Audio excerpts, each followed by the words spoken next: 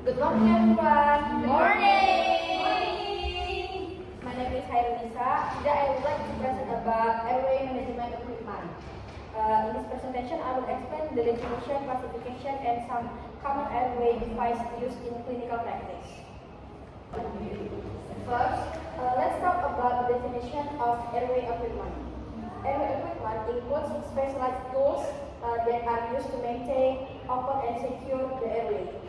These devices are important to make sure the patient gets enough oxygen and can breathe properly.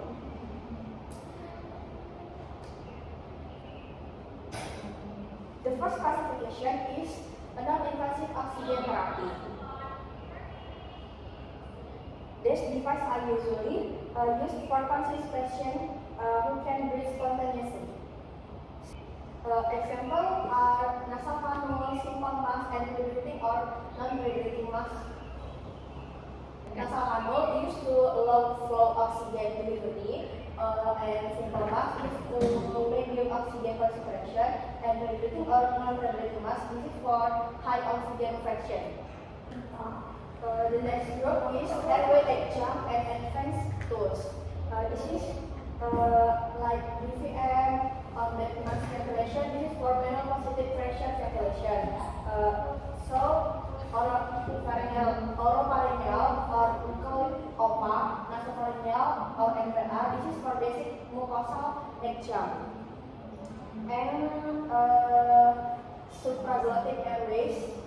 This is pharyngeal device providing artificial.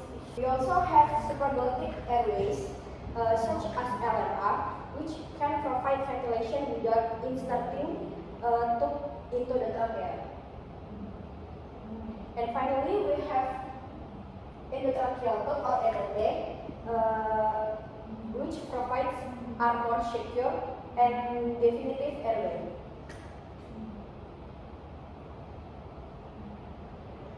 Now let's talk about the oropharyngeal airway or OPA. OPA is also known as the Goodell or Mayo airway.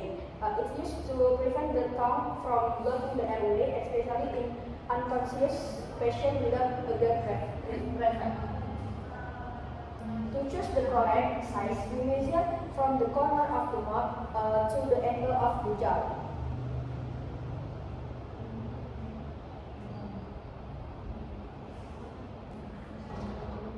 Now let's talk about the oropharyngeal airway or OPA. OPA is also known as the Goodell or Mayo airway.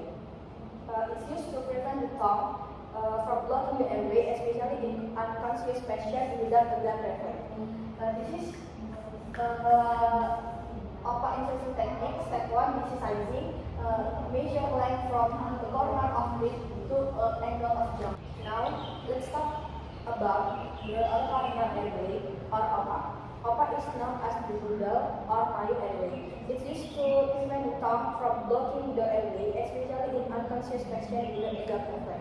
To choose the correct size, we measure from the corner of the mouth to the angle of the jaw. Like this, step 1, sizing, measure length from the corner of lip to angle of jaw. Step 2, insertion, insert upside down with hip facing the laryngeal mask airway or LMR. LMR is a type of supraglottic airway device. It is placed above the vocal cords and can help provide ventilation and oxygenation. It has an inflatable cuff that creates a seal around the laryngeal opening. LMR is faster and less invasive than endotracheal intubation. The next device is the endotracheal tube or ETT. ETT is used to secure the airway and support ventilation. It has several important parts such as the connector, cuff, pillar, balloon, baffle, and morphine eye. The cuff helps create a seal inside the trachea, while the morphine eye provides an additional opening for airflow. The last is intubation preparation. Before performing intubation, proper preparation is very important. We need to prepare the equipment and make sure everything is ready before the procedure. Good preparation can help make the intubation procedure safer and more effective.